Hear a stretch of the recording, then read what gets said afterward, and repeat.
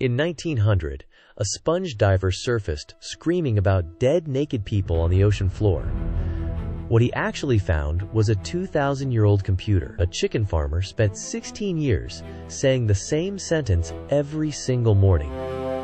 On the anniversary of his son's death, it came true, and a genius engineer found $150 million in gold, then went to prison for 10 years, and still won't say where the rest is.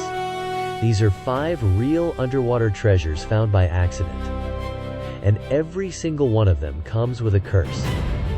Spring 1900, a crew of Greek sponge divers gets caught in a storm near a tiny island called Antikythera, between Crete and mainland Greece. While waiting for calm seas, a diver named Elias Stadiatis drops down 45 meters to look for sponges. He comes back up shaking. He could barely speak. He tells the captain there's a pile of dead naked people down there. The captain thinks he's hallucinating from nitrogen narcosis, so he dives himself. He comes back holding the arm of a bronze statue. The dead people were 2,000-year-old marble sculptures from ancient Greece, but hidden among the statues was something nobody would understand for another 70 years. A corroded lump of bronze, about the size of a shoebox. Archaeologists ignored it for 2 years. When they finally cracked it open, they found 30 interlocking bronze gears. It was the Antikythera Mechanism, the world's first analog computer. Built around 100 BC, it could predict solar eclipses 18 years into the future. Nothing this complex would be built again for 1,400 years. A sponge diver looking for sea creatures accidentally found proof that ancient civilizations were 1,000 years more advanced than anyone believed. 2 divers were paralyzed during the recovery. 1 died. And the most important discovery was almost thrown away as junk. Mel Fisher was a chicken farmer from Indiana who became obsessed with one ship, the Nuestra Señora de Atocha, a Spanish galleon that sank off the Florida Keys in 1622, carrying 40 tons of gold and silver. He spent $6 million. He searched for 16 years, and every single morning, he told his crew the same thing. Today's the day. For 16 years, that was a lie. Then, on July 20th, 1975, his son Dirk, his daughter-in-law Angel, and a diver named Rick Gage died when their salvage boat capsized at night. Dirk was 21 years old. Mel Fisher buried his son. And he went back to searching. He fought the state of Florida. He fought the federal government. He went all the way to the United States Supreme Court for the legal right to keep whatever he found. He won. Then on July 20th, 1985, exactly 10 years to the day after his son died, his other son, Kane, radioed from the search vessel. Put away the charts. We found the mother lode, $450 million. Gold bars. Silver by the ton. Colombian emeralds. A gold chain 6.5 feet long. Seeds that sprouted after 363 years underwater. The Atocha is still being excavated today. 40 years later, they still haven't found all of it. Tommy Thompson was a brilliant ocean engineer from Ohio. In 1988, he convinced 161 investors to give him $12.7 million to find the SS Central America, a ship that sank during the California gold rush carrying 30,000 pounds of federal gold. He found it at 7,200 feet.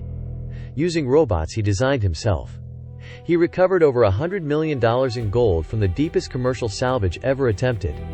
Then he sold $52 million worth of that gold and paid his investors nothing. When they sued, Thompson disappeared. He lived under fake names in cheap hotels. For years, nobody could find him. In 2015, U.S. Marshals tracked him to a Florida hotel room. He had $425,000 in cash and his girlfriend. When a judge ordered him to reveal the location of 500 missing gold coins, Thompson said he suffered from memory loss.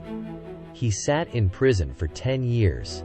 10 years of civil contempt. Rather than tell anyone where he hid $2.5 million in gold. He was released just last month, March 2026. at age 73. The gold coins have never been found. In 2007, a company called Odyssey Marine did something extraordinary. Working in total secrecy under the codename Black Swan, they recovered 17 tons of silver and gold coins from a shipwreck off the coast of Portugal. Then they loaded all of it onto chartered jets and flew it to Florida. $500 million. Smuggled across the Atlantic without telling anyone. Spain noticed, and Spain sued. Because the ship was the Nuestra Señora de las Mercedes, a Spanish warship sunk by the British in 1804. Under international law, warships belong to their nation forever. Odyssey fought for 5 years. They went to the Supreme Court. They lost at every single level. In February 2012, a judge ordered Odyssey to give it all back. Every single coin. Within days, Spain sent 2 Air Force C-130 cargo planes to Florida. They loaded 17 tons of treasure and flew it all back across the Atlantic. Odyssey Marine lost the treasure, lost the lawsuit, and had to pay Spain $1 million in legal fees. Their stock price collapsed. The case changed maritime law worldwide. You can find $500 million on the ocean floor and still lose everything. There's a 70-mile stretch of Florida's Atlantic coast, officially named the Treasure Coast, and it earned that name. In 1715, 11 Spanish galleons sank in a hurricane, carrying $2 billion worth of gold and silver from the New World. 310 years later, that treasure is still washing up on public beaches after every major storm. In 2015, a family swimming in Vero Beach found $4.5 million in gold chains and coins, just yards from the shore. In 2020, beachgoers found dozens of gold coins after a storm, lying in the sand on a public beach. Under Florida law, if you find treasure on a public beach above the high water mark, it's yours. No government claim, no salvage permit. Finders keepers owns. A man named Jonah Martinez has found $13 million in treasure over 24 years as a hobby. And the fleet carried an estimated $2 billion. Most of it is still out there, waiting for the next hurricane to push it onto the beach. 5 treasures. 2,000 years of history. Billions of dollars, and every single one found by accident. If this story blew your mind, subscribe and hit the bell. We cover the world's greatest lost treasures, the technology hunting them, and the people who risk everything to find them. Drop a comment. Which of these 5 would you want to find? Next week, we're going inside the technology that's mapping the entire ocean floor. We've mapped more of Mars than our own planet. That's about to change.